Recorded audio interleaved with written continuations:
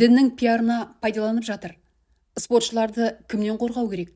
Әлеуметтік желі қолданушылары Олимпиада ойындарына қатысушы спортшылардың сөз саптамасынан секем алып жатыр.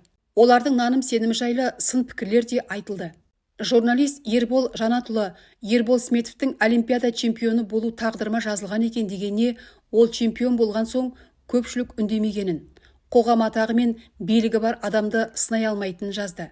Асланбек жеңіліп қалғанда Аллахтың қалауы солай болды деді. Сынадық. Себебі біздің санамыз әлсіз бен жеңілгендерді таптап өтіп, үстіне жуынды құйып кетуге бейім.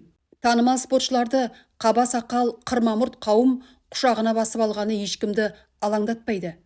Мемлекеттің, салық төлеушілердің қаржысымен бала кезден бапталып, биікке жеткен спортшы халық өкілі, халық перзенті. Ондай дайын өнімді Бекболат Мұхамеджандар өз дінінің пиарына пайдаланып жатқанына мән бермейміз, деп жазды журналист. Журналистің ойынша, дін өкілдерінің чемпиондарды меншіктеп, әлеуметтік желіде жаппай жазба қалдыруы жас спортшыларға жасырын месседж.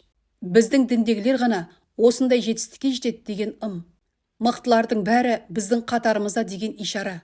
Ал спортшы көбіне мұндайлардың ара жігін ажырата алатын сана иесі болмайды. Спортшы көп шыныққан, дене тәсілдерді көп қайталап, бапталған тән иесі. Оның 24 сағатының көп бөлігі физикалық дайындыққа жұмсалған. Спортшы діни идеологиялардан қорғауға мұқтаж адам. Жат діни идеологиядан бәрімізді қорғаушы мемлекет, деп жазды Ербол Жанатұлы. Тағы бір желі қолданушысы бокстан команда капитаны Асланбек Шынбергеновтің журналистерге берген жауабын місе тұтпады. Бас бапкерге базынасын жеткізді.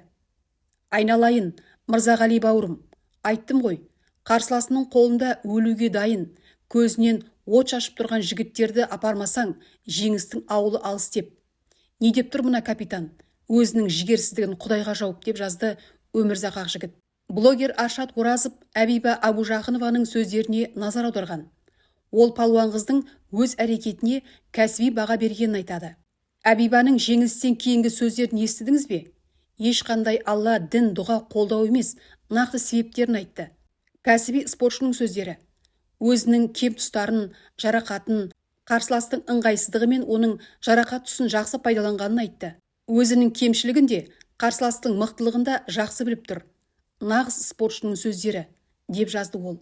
Дзюдодан Қазақстан командасының үздігі Әбиба Абужақынова қола медал үшін күресте швециялық Тара Бабулфаттан жеңіліп қалған болатын.